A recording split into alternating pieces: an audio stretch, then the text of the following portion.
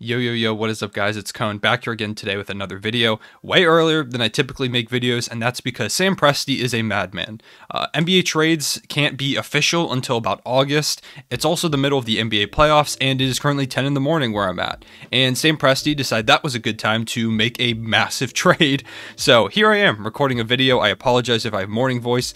I literally just woke up as I'm recording this video, so it took me a little bit to make sure I wasn't half asleep during this, but here I am getting you guys the content. So the trade that just went down was the Thunder traded Al Horford back to the Boston Celtics, a place where he had just played a couple seasons ago. He was really successful there. So Brad Stevens, as the new general manager, decided to bring him back in for Kemba Walker, who was reportedly wanting out of Boston, a first-round pick, specifically the 16th overall pick in this year's draft, and a second-round pick down the line. So that's the full trade, and I'm going to break it down from both sides. I honestly think this is a trade that both sides should be happy about. As a Thunder fan, I'm stoked for this trade for multiple reasons, and I'll get into all of that. But first, I'm going to talk about it from Boston's perspective.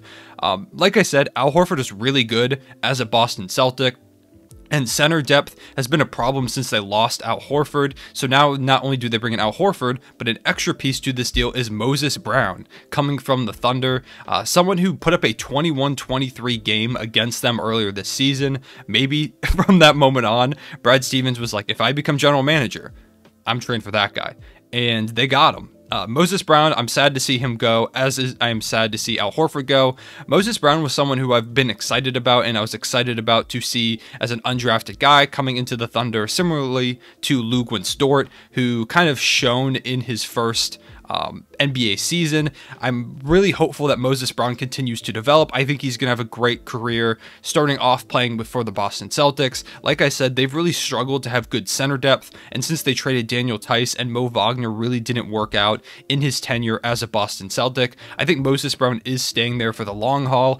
That could also bring in the potential for a Tristan Thompson move. Maybe they move on from him and have Horford and Moses Brown as their two centers. Horford gives them a better option shooting, passing, and kind of defending, while Moses Brown gives them a guy who's kind of a project, but is already a pretty solid rebounder, high energy, super athletic guy at 7 feet tall, who can really run up and down the court, catch lobs if he wants to from Tatum or Jaylen Brown, or maybe whoever they bring in next at point guard. And that's another thing to think about with them. Who now plays point guard for the Boston Celtics? And I think the answer is maybe they could put Marcus Smart back in the starting lineup there, or maybe Peyton Pritchard. Maybe Peyton Pritchard is a guy who can step up in a big way in that role. He had a great rookie season for them. I thought he was a steal in the draft when it happened, and he was picked that late. So to see him come out and shine was really exciting. I think that he's going to be a piece there for a long time. However, with the way that Boston is already starting to make moves, I wouldn't be surprised if they bring in another point guard. Not sure who that could be. Damian Lillard, perhaps, little far-fetched, but maybe they bring in another star point guard to play alongside of those guys. The Kemba Walker signing really just never seemed to work out quite the way they hoped it would, which sucks for them because Terry Rozier is thriving right now in Charlotte, so maybe they should have just kept him in the first place. But it's now Brad Stevens' job to kind of fix the situation that was created in Boston. He started to do that by trading Kemba Walker, a guy who, like I said, it was reported that he already wanted out. I think both sides wanted to move on from the situation, with Kemba Walker dealing with some injuries and not quite playing up to the level that the Celtics hoped he would play up to when they traded for him as their third star next to Jaylen Brown and Jason Tatum. He was even supposed to be the star at that point because Tatum and Brown were still coming up. They were still young. But throughout the course of this season, especially Tatum, who had already surpassed Kemba Walker, and Jaylen Brown really did surpass Kemba Walker as the top two guys on this team over the course of this season.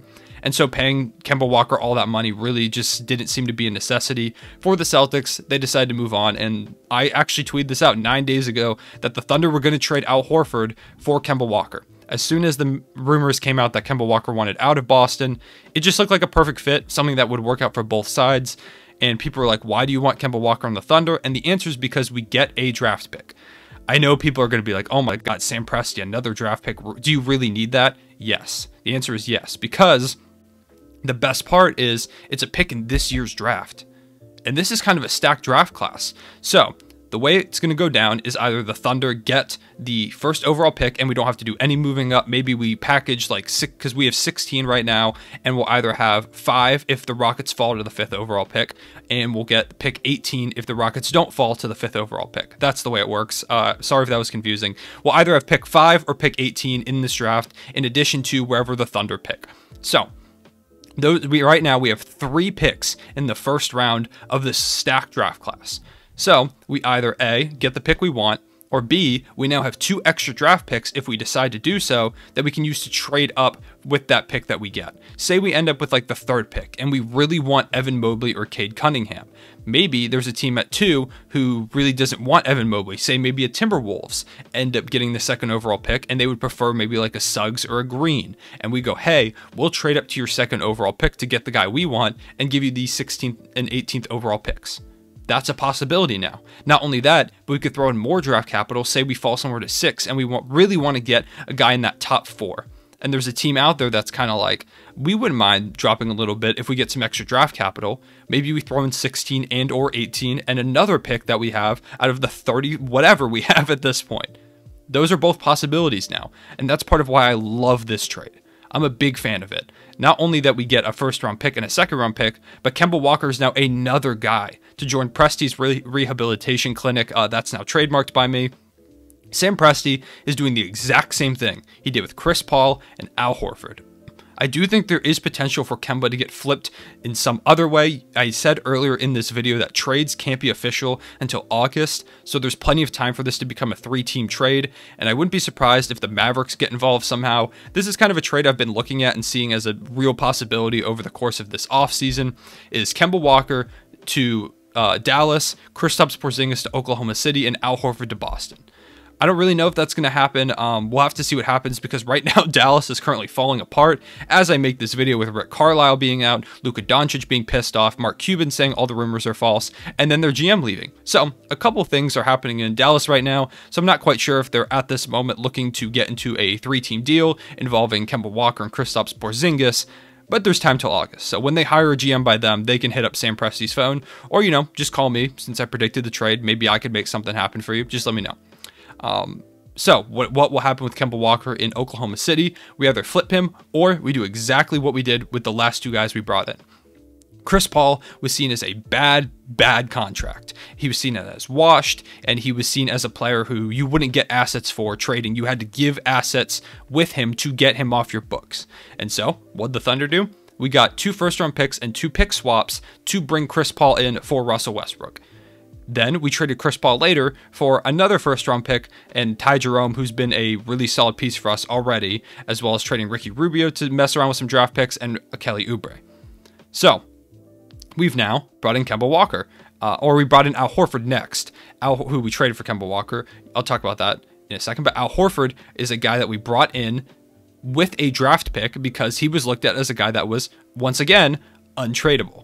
Then we traded Al Horford for another draft pick. And so bringing in Kemba Walker with a draft pick attached because he's seen as untradeable. If he has 1 season with the Thunder, I guarantee you the Thunder are able to flip him again with a draft pick attached, because not only will he probably play up and improve his trade value if he's able to stay healthy, he also at that point will only have 1 year left on his contract.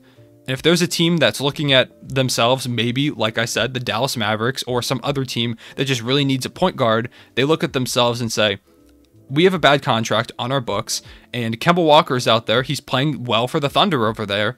Maybe we should trade for him because he only has 1 year left on his contract. So bring on his extra $30 million doesn't mean that much to us because it'll be off the books next season anyways.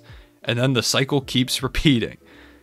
So Sam Presti is just rehabilitating contracts and bringing in draft picks with those contracts and then shipping the contracts back out for draft picks. So if you don't think this guy's a great GM, I don't know what you're looking at.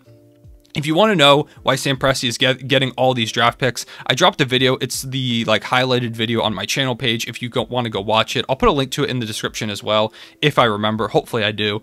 It's pretty early in the morning for me, so hopefully I remember to do that. But it was just a video explaining why Sam Presti wants all these draft picks. What are we going to do with them? Can we really draft all these guys? What is the the overall game plan going forward? And in short, it's to either draft great prospects, put those picks together for a superstar at some point, or use those draft picks when we're good to get solid role players on the team on lower level contracts. Those are the three options that we have with these draft picks. I'll drop that video if you want to watch the whole thing in the comment, or not in the comment section, the description below. So those are all my thoughts on this trade.